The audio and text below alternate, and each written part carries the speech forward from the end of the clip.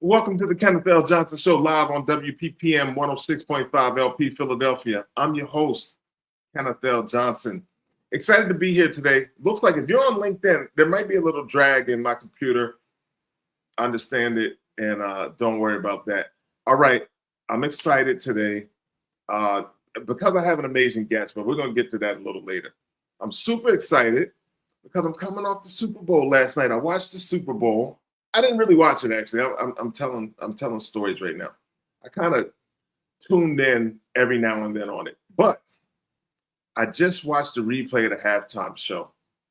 Shout out to Benito Ocasio. Show was straight up decent. Here's the thing, Philly. For all my people, 2nd Street, 5th Street, Fair Hill, Hunting Park, all my people out there celebrating being Puerto Rican today. Yeah, I see y'all. I definitely see y'all. Shout out to all my people, Pierre Gomez, Mark Rodriguez, my man Burgos out in Southwestern PA. What up? Amazing show. Shout out to you. All my listeners on 5th Street at Cousins Supermarket. I know y'all tune in because they tell me y'all tune in. I appreciate y'all. Shout out, celebrate yourself because that was amazing. And I just thought it was a great show.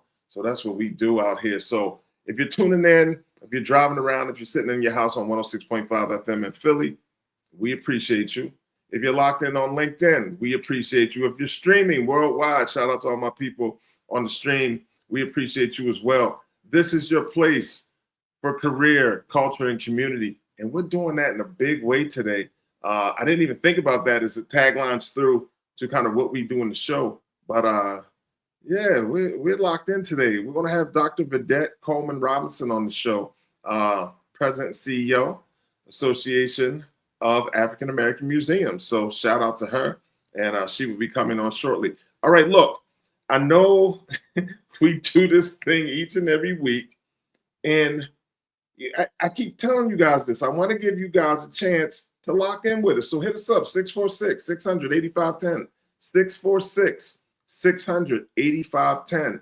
We will get your questions answered on a future episode. This is the work we'd love to do. So I'm all about sitting down and doing an all Q&A show. Might even bring back, I don't know, a career coach, Julia Rock, Nicole Smith, somebody like that to just chop it up and do this with me. Last week we had Todd Bledsoe on. Amazing show. That show is available on our YouTube channel. So please visit the KLJ Show YouTube channel if you want to lock into all past episodes of the Kenneth L. Johnson Show. We do it each and every Monday at 2 p.m. here on 106.5 FM Philly. All right, I know Allison's in the studio saying, let's do it. Let's get to the guest part of this show. So with that being said, I'd like to welcome somebody to the show.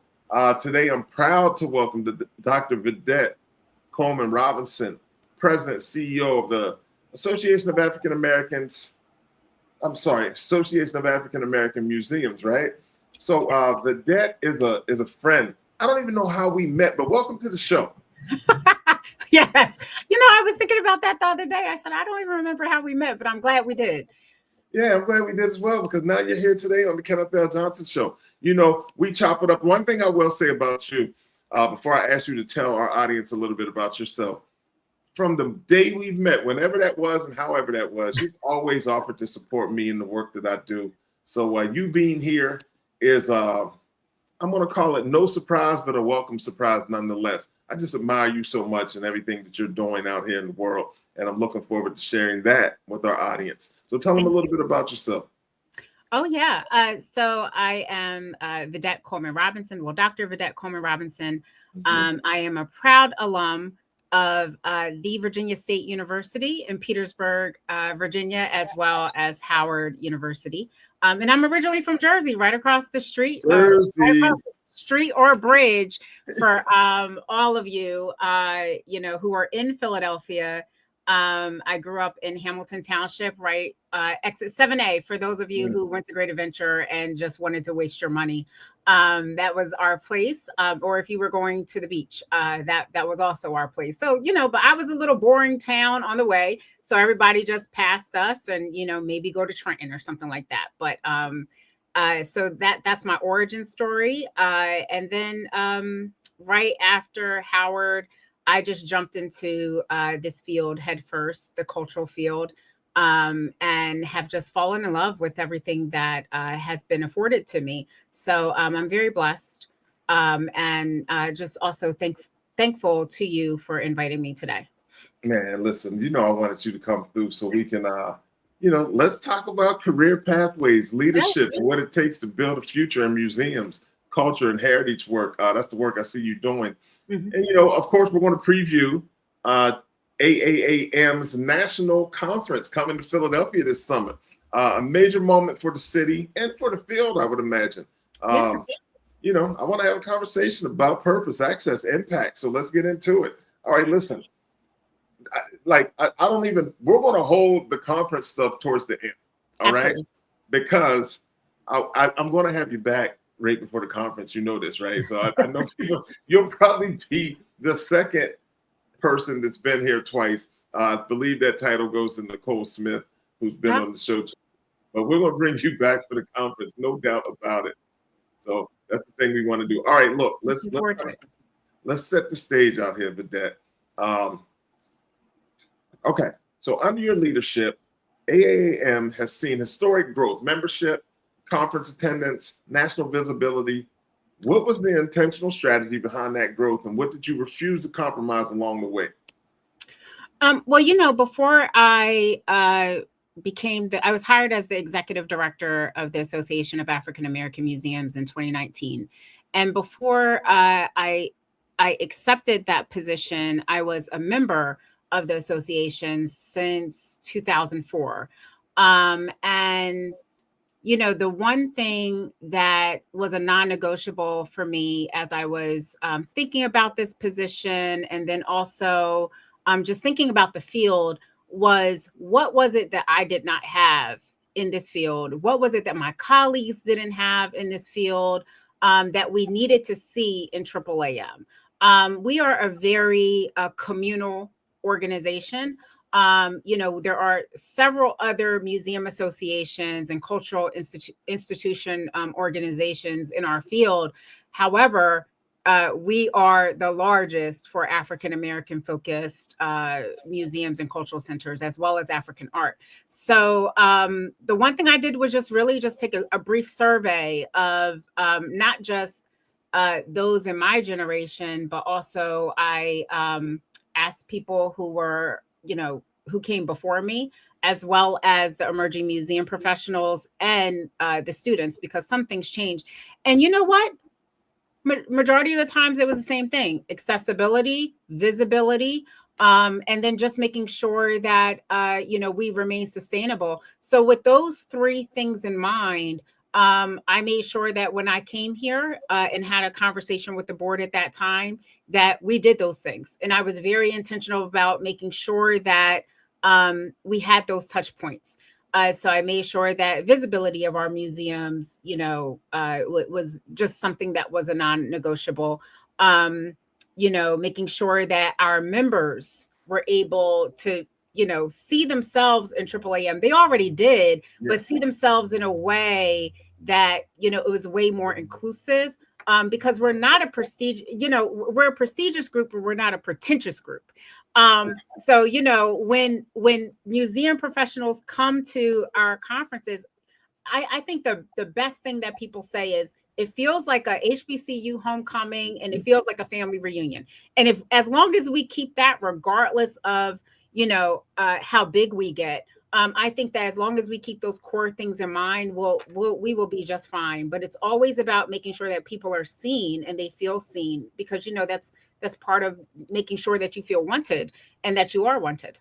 Listen, I've been to one of your national conferences. I was in Miami. Oh, yes.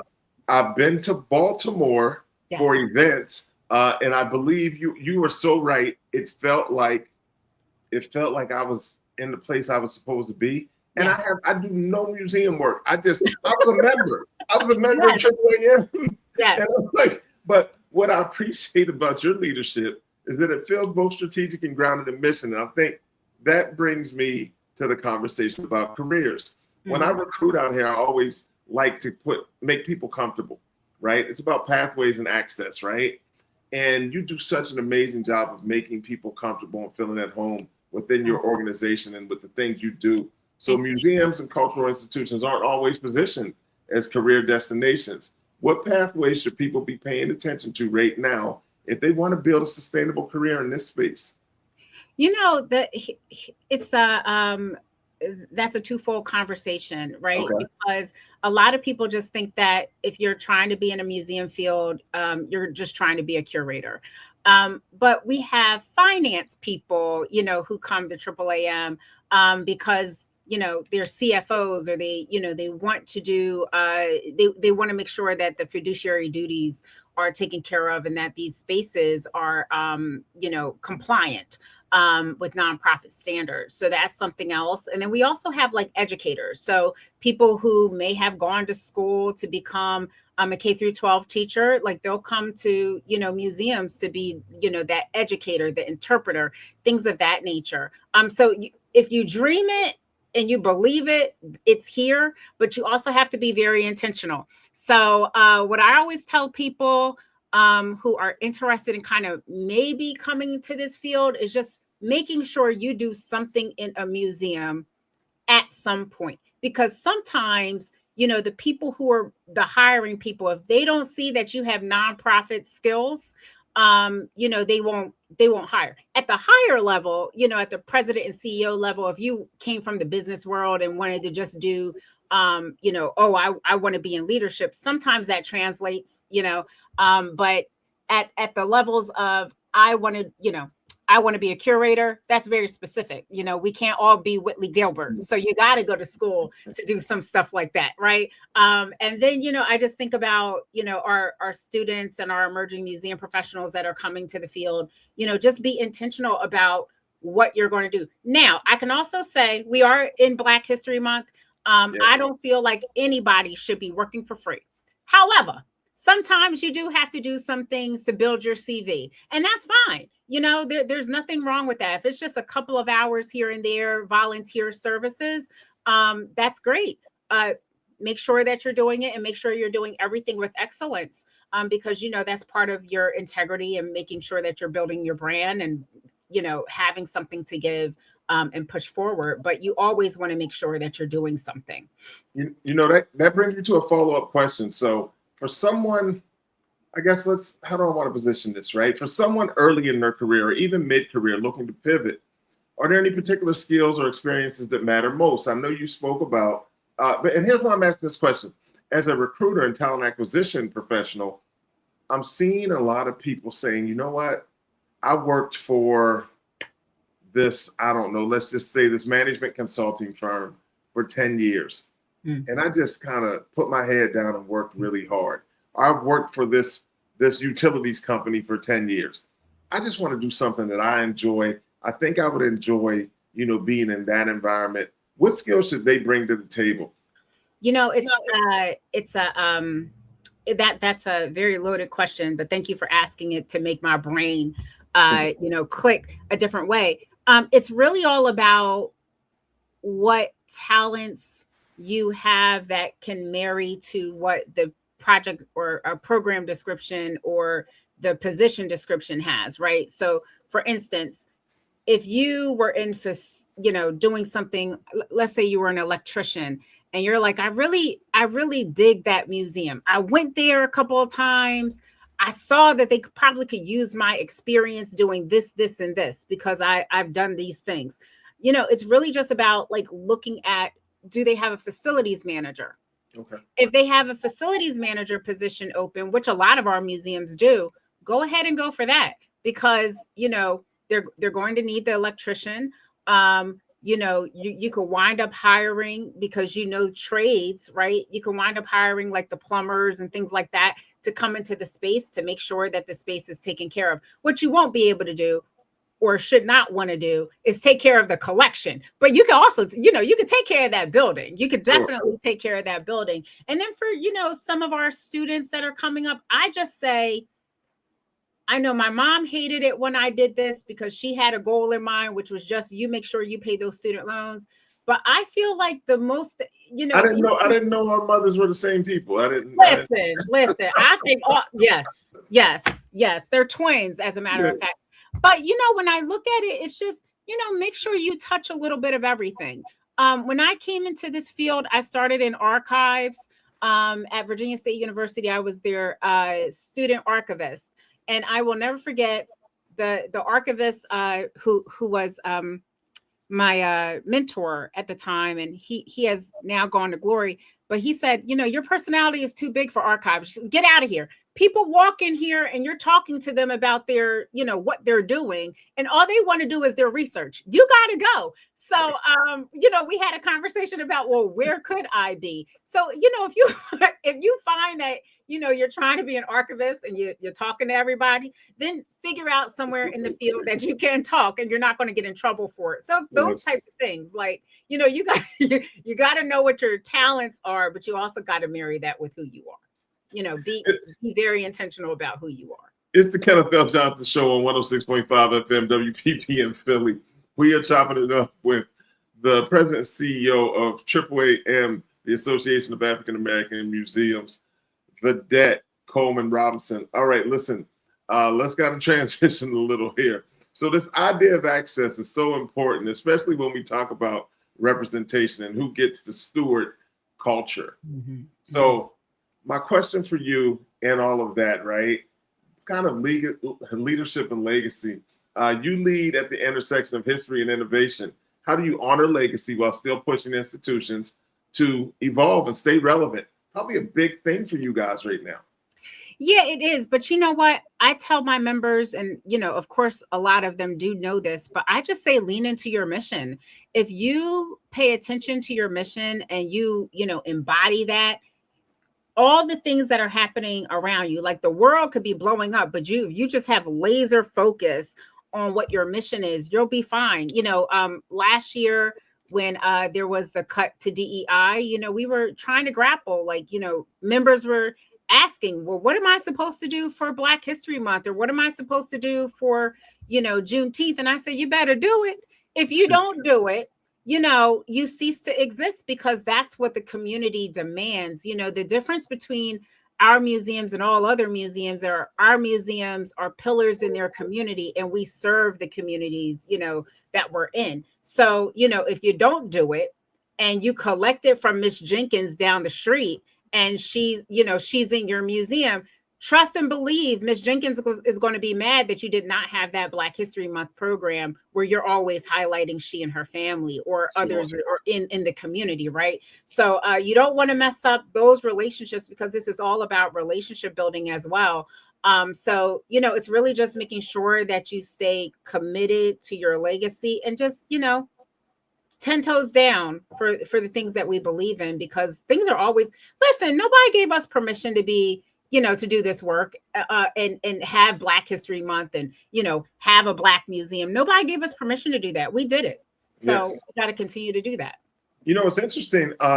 Just in speaking about some of the things that happen at some of the museums, I think people just have such a straight line view of what's going on at a museum. I'm going to go, I'm going to look at the exhibit, and I'm going to leave. But I've literally been to, I was at the African American Museum in Philadelphia and watched a movie called, I think it was called Wall Writers, and it was about the history of graffiti, right? In Washington Heights and in Philadelphia, Washington Heights in New York City and in Philadelphia. But like that took place at the museum, and just hanging out and doing things like that. So there are always things to do. I want to, on the Kenneth L. Johnson Show, we talk a lot about leadership, right? And people's leadership journey. And one of the reasons I was so excited to have you here is to discuss a little bit about that. So looking back, what moment most shaped how you lead today? And what did it require of you personally to step fully into the role of leadership? Boy, if I had to look back at my life, I would say that I had some amazing mentors around me ever since middle school who just, they saw things in me that I did not see in myself. And you know, that old adage, like, I'm going to believe in you before you believe in yourself. I had that around me a lot. And it wasn't that I didn't believe in myself. I thought that I had, you know, really good self-awareness, but it was just, I didn't see that gift in me at that time. And then as I started progressing through college and grad school, there were some opportunities that came my way that all planted the seed for this. So I feel like I've just, over the years, have just grabbed things, you know, like Velcro. Like if you could think of me like a Velcro and people just throwing like real good balls and those are sticking to my shirt. You know, and obviously these balls have different words on them, like leadership and, you know, humanity, because I think that that's something that people lose in leadership as well. Like you wind up losing humanity in leadership, depending on how you lead. And I think that, you know, also my ability to do things that are cross generational. I don't leave the folks behind that came before me. And I also, you know, lift as I climb. So those are the things that I've just been really intentional about throughout this this leadership journey. Because at the end of this, guess what? Here's a cheat code. At the end of this, we all go to glory.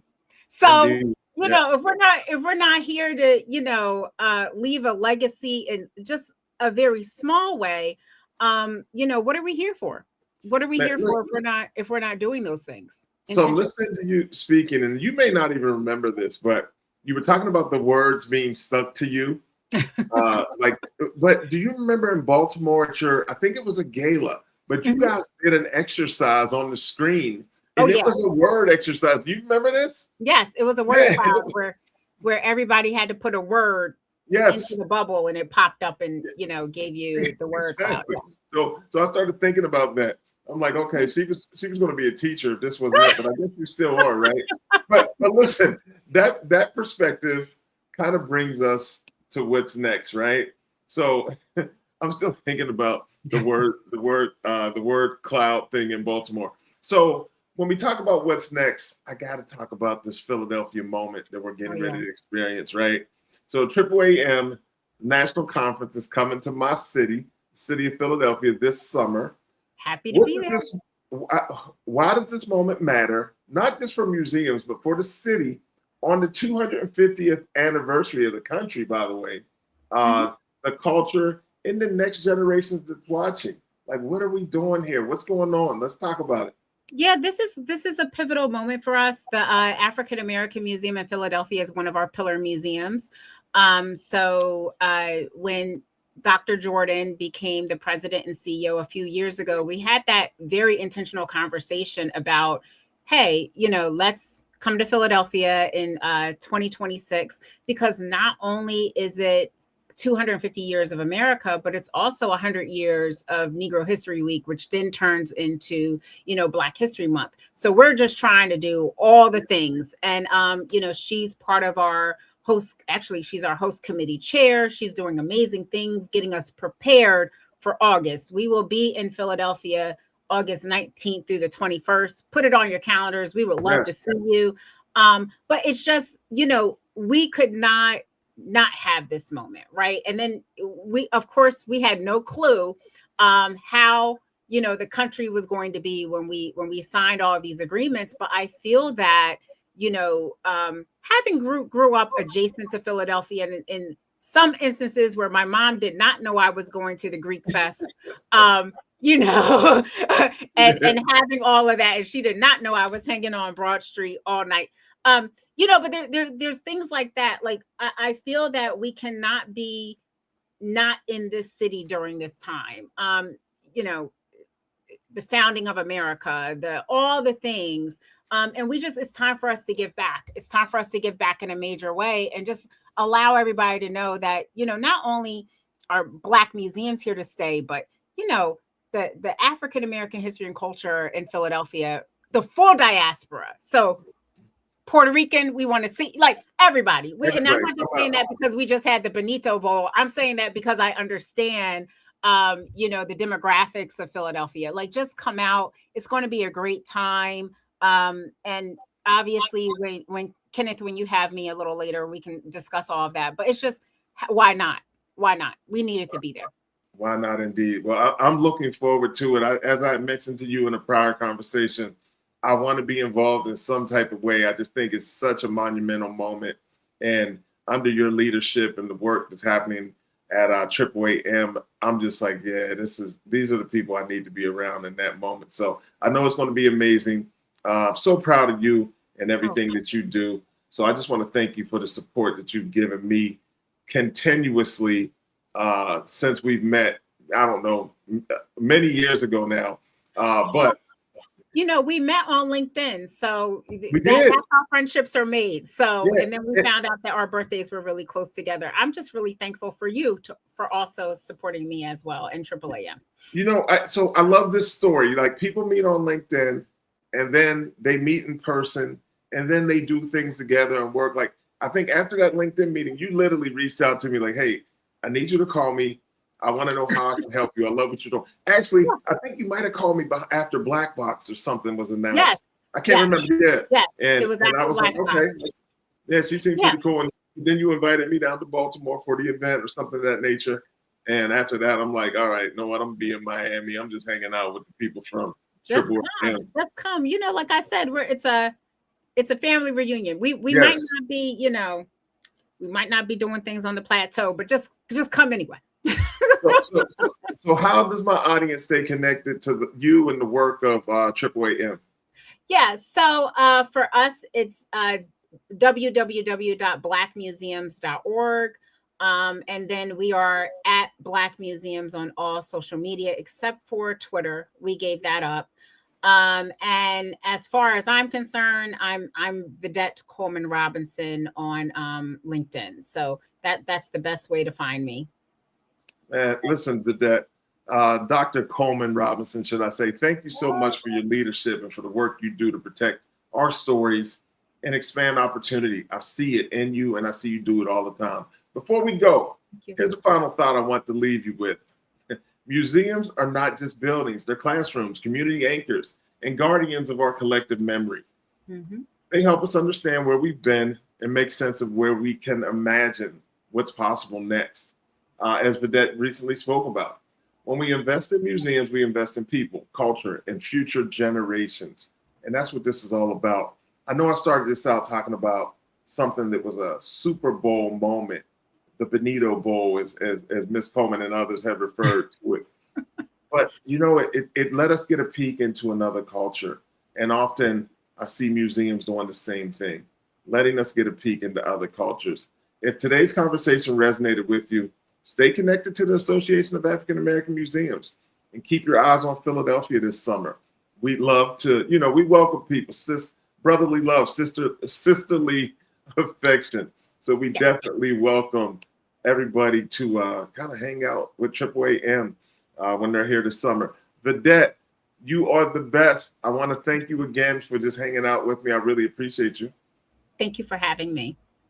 All right. And for your listeners, do not mix us up with AAA because Vedet is not coming to help you out with a tire or anything. It's AAAM. if you're at on the Jersey Turnpike at exit 7A, Vedet's not coming through. She's not at all. Not at all.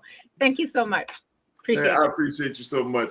It's the Kenneth L. Johnson Show live on 106.5 FM WPPM Philadelphia. Look, I just have fun with it. It's Black History Month. I want to bring people on that are amazing, people that I know and I'm so proud and happy to consider friends. I want to introduce them to you. And I feel like we did that today by showcasing not only Vedet's work, but her as a person, Dr. Coleman-Robinson, HBCU grad and the leader of the Association of African American Museums. Kenneth L. Johnson, for everybody in Philly that's listening, I appreciate you. Thanks for showing up, showing out. There's a Black museum here in Philly, African American Museum in Philadelphia. Go check them out. Not far from the station, actually, probably maybe 2 or 3 blocks. So, don't meet me there, beat me there. I'm going to go over there and hang out. shout out to everybody over there doing amazing work. And shout out to you for supporting the Kenneth L. Johnson Show. We'll be back to do it again next Monday at 2 p.m. on 106.5 FM Philadelphia. I'm Kenneth L. Johnson. Thank you so very much. And I'll see you next week.